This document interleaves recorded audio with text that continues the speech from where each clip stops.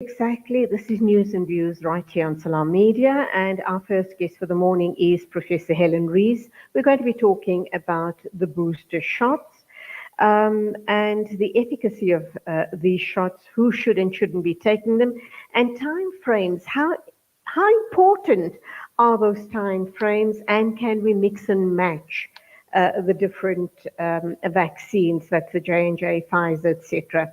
So let's get talking with Professor Helen Rees. A very good morning to you. Welcome to the program. Good morning, and thank you for having me. Lovely to have you here. And I guess we're going to be talking about this issue for a long time yet, unless due to some miraculous scientific breakthrough, we can get rid of this this pandemic for once and for all, but it doesn't seem likely in the very near future. All around the world, they are talking about booster shots, the importance of the booster shots, and yet, sadly, in South Africa and the rest of Africa, only a small percentage of the population have in fact been vaccinated.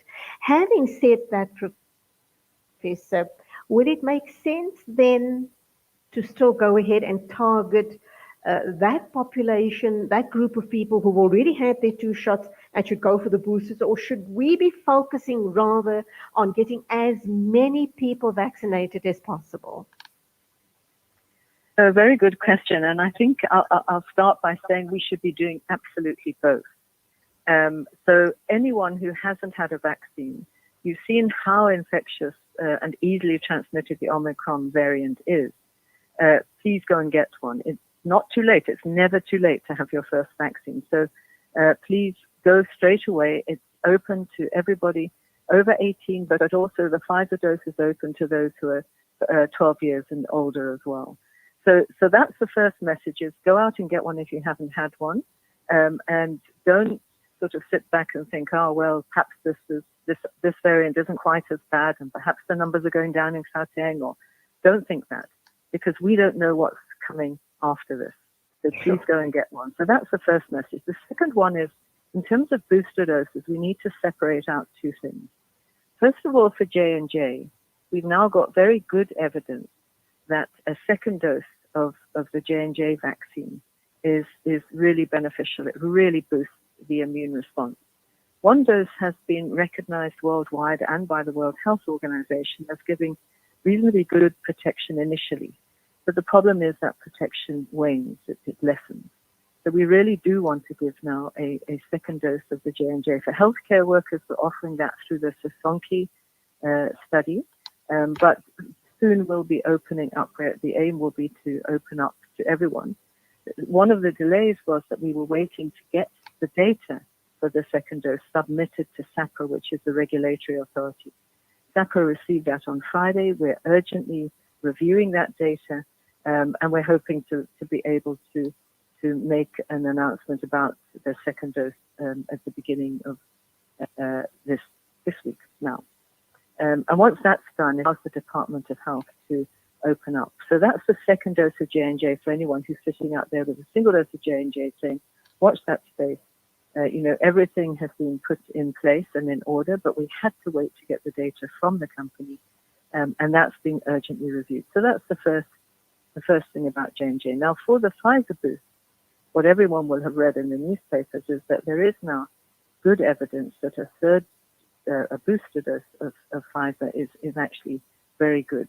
And what we also see is after doses, you get this waning effect on the antibodies. Now, that doesn't mean the vaccine isn't working, because there's another part of the immune system that is the part that remembers what it's been exposed to. And we think that is the part that is still really quite robust and stopping people getting severe disease. But the data is out there. WHO has looked at it. It's been submitted to SAHPRA. SAHPRA's looked at it. That if people who've had 2 Pfizer doses have a third dose, then they also will get a very good boost. And the latest data from the UK shows that boost is also very protective against Omicron. So watch that space as well. But just to say what we are doing there is that we are starting with the people who had the earliest Pfizer doses, and those are going to be the older people. They are more at risk of severe disease, so we want to start and prioritize them. But the department has committed to going as quickly as possible to roll out this additional dose. So again, watch that space will happen. Okay, there are a couple of questions here as well. Over the past few weeks, when the talk about the booster doses started emerging, there was also talk around mixing and matching of the different vaccines. Is that still a possibility? And then let's look at the issue around, we've been told it might have changed, but we have been told that people who have any form of heart disease should not be taking the J&J. They should rather opt for the Pfizer. And then let's look at the issue around pregnant women and booster shots. So if you can respond to those 3-4 questions. Yes. So, the mix, what we call heterologous, you'll have heard that word, the mix and match. So there is a growing amount of data worldwide that actually mixing up vaccines can be even more beneficial than giving the same booster dose. But we certainly know that a booster dose of Pfizer on top of 2 Pfizers gives a huge boost. So that is good. It's approved. That one stands. What isn't always the case either is that mix and matching of everything works as well. So it depends on which order you give 2 different vaccines. It depends on the time between the first vaccine and the second vaccine. And not all boosters work as well, depending on all of those things. So don't just sort of think, oh, well, mix and matching is good, full stop. There's a huge science behind this. And we need to let the Vaccine Administrator Advisory Committee look at it.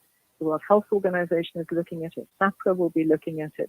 But SAHPRA hasn't yet, the regulator hasn't yet received an application for the mix and match. It will come, I'm quite sure, but not yet. The other thing that people should be aware of is that often when we give boosters, as you'll see with the Pfizer, it's actually a longer period between your first doses and then the booster is better. Now, but that's because we're not doing the same thing as with the first vaccine. The first vaccine is just saying, brand new, is a little bit of the protein of the virus. Have a look at it, the immune system, respond to it, and remember it.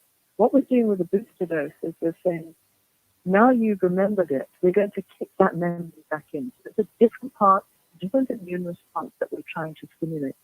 So it doesn't follow that if you've had, say, 2 doses of Pfizer, the quicker you get the booster, the better. Not at all. That is somewhat contrary. And a longer period is better, which is why it's good that once we start rolling out this booster dose, that there'll be a longer period, because that will really give an optimal boost. But again, this science is changing so rapidly. It's not that people are being tardy or slow. Everyone is looking at the science literally on an hourly basis. We're looking at the papers that are printed. We're looking at data. We're talking to the drug companies to say, this looks good. Can you submit the data to us so we can register it to SAHPRA? But everyone is working flat out behind the scenes to try and get that science integrated. So again, you're right, the mix and match for some combinations looks good, but when to give it, which combinations work, that's part of the science that we'll be definitely looking at. I think next year we'll have enough science and hopefully people are finding that we will start to see this changing. So that's on the mix and match. Then on the pregnancy question, yes, everybody, if the schedule is 2 doses, you have 2 doses. If it's a booster dose, you get a booster dose. That's just a huge message to people who are either thinking of getting pregnant or are pregnant. We do know that COVID disease is much worse in pregnant women. We've seen rates of death, and we've seen also that the newborns can be affected. Preterm delivery is more common, and we're seeing newborns being infected by infected mothers. We're saying a real appeal not only to anybody who's pregnant, but also to doctors, because I think sometimes doctors have got the wrong message and they're thinking they're protecting the pregnant mothers and don't have the vaccine. That's quite the opposite. There's a lot of data with millions of pregnant women now in studies of Pfizer and in particular Pfizer to really show that this is safe in pregnancy, and data the J&J. So please go and get the jab if you are pregnant. And then the question about heart disease, this one, you would need to talk to the specialist because there are many different forms of heart disease. With the J&J, one of the rare side effects that we've seen is an increased risk of clotting, and sometimes a particularly rare form of clotting. It's extremely rare, but it's a risk that we've recognized. So if you do have a choice, go and, with the Pfizer or the J&J, go and discuss with your doctor that's looking after you, because as I say, heart disease can take many different forms, and it might be better for some to have the Pfizer, and for others, the J&J might be perfectly fine. But go and have that discussion with the doctor. What is important, though, is anyone who's got heart disease must get a vaccine, because they're precisely the group that are in high risk of severe COVID infection and death. Okay, my final question then, Professor, is we're targeting the 12 years and older, but we've also been told that Omicron seems to be more transmissible amongst the younger generation under 12 years old, even as young as 5 years old. Should they not be targeted for vaccines? And also, what about people with comorbidities? Do they still have to wait that 6-month period till they've been given their second dose of Pfizer before they go for the booster shot? Yes, so let me talk about the comorbidity. I think if somebody is really unwell, those are people we really want to protect. Again, go and talk to your doctor. So if you've got a serious comorbidity, many of those people, remember, will anyway be in the target age group, because they're probably going to start these boosters in 50 years and on. Many of those comorbidities, many people with them, are in that age group anyway, so that shouldn't be a problem. But if you are unwell, so for example, one of the comorbidities you worry about is people who want to cause immunocompromised. Many different reasons for that. It's when your immune system is just not working as well as it should. And there are many different conditions that contribute to that, including HIV. Professor, I'm losing you there. Do you just want to turn around or do something? Try this. Hello? Is any better? Yeah, okay. Better? Okay, you sound perfectly clear sorry. Now. Yes. No, so I'm saying with comorbidities, in fact, if you've got a serious comorbidity, then it's actually a good idea to try and get a boost as soon as you can. But many of those people will be in the age group that that will be prioritized anyway. So again, consult with your doctor. If, for example, you have a condition that compromises your immune system, we might well want to actually accelerate giving you an additional dose, because your immune system isn't going to anyway work as well. But go and speak to your doctor if you have one of those comorbidities. Now, for children, one of the problems here is that we don't yet have the data for children. So all of the companies now are looking at studies in children. It's very important because, as you say, we've seen an increase in hospitalization amongst younger children. The most common age group now is the sort of 7 to 12-year-old age group with Omicron. And early on, we saw the much younger children, the toddlers, also having higher levels of hospitalization. Fortunately, we're not seeing severe disease mostly in this age group. And I'm sure many doctors are being very cautious when they hospitalize children. But nonetheless, we would want to be able in the future to move towards vaccinating children. Those clinical studies are ongoing. Once that data is available, the way it works is that the company, for example, we have Pfizer now for the 12 years and above. For example, Pfizer will then come to the Drug Regulatory Authority and say, here is the evidence.